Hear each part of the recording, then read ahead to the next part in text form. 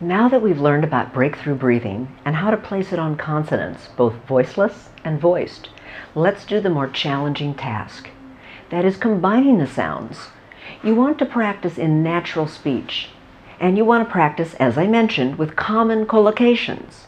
Why? Because you'll use these words together, and you won't have time to think about what you're going to say and monitor your speech like you're doing today.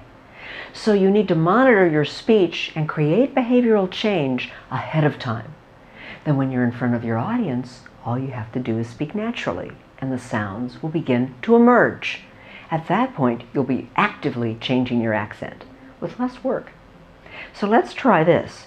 Look over the offer. You have a voice sound v and a voiceless sound f. Both have breath.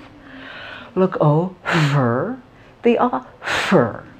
If you're not getting the tissue to move, make sure you have breath from the diaphragm. Release the breath. The breath comes up and it should be open from your sternum to your stomach, belly breathing. Smooth and airy without making you dizzy. If you feel dizzy, stop. Take a break, come back. Look over the offer. Let's elongate those sounds. Look over the offer. Now watch that R. Make sure it's not too strong. If the R is too strong, it will stop your air. Look over the offer. The R takes over the sentence. We don't want that to happen in American English. Look over the offer.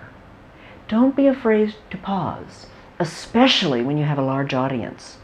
If you have time to speak, that is, you own your space and you have the power to control the timing, then speak with lots of length and allow yourself to take a break or a strategic pause. Look over the offer. Now let's try another sentence with another sound. Consider evaluating your exposure. Consider evaluating your exposure.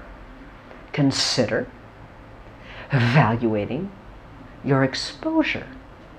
Notice which sounds are long. Consider evaluating your exposure. Consider evaluating your exposure. Again, try delivering that naturally as if you're talking to someone about it. Consider evaluating your exposure. Let's try another one. Give it a thorough examination. Now when you do this, notice which sounds are holding you back. Is it the V in give? Is it the th in thorough? Is it the R, thorough? Is your tongue trilling and going rrr? Are you making a strong R? Can you soften your R and also keep the breath on your TH? Thorough. And elongate your vowel. Thorough. Let's try that sentence again. Give it a thorough examination. Examination. Keep the syllable long in examination. Give it a thorough examination. Breathing. Give it a thorough examination.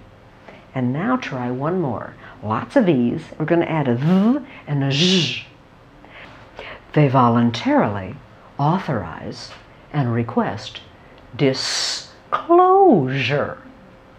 Now let's try with a power pause. They voluntarily authorize and request disclosure. Keep working on breaking these items down into smaller parts, extending the breath sounds, and monitor for length. Monitor for feedback on length of the voiced or voiceless consonant like and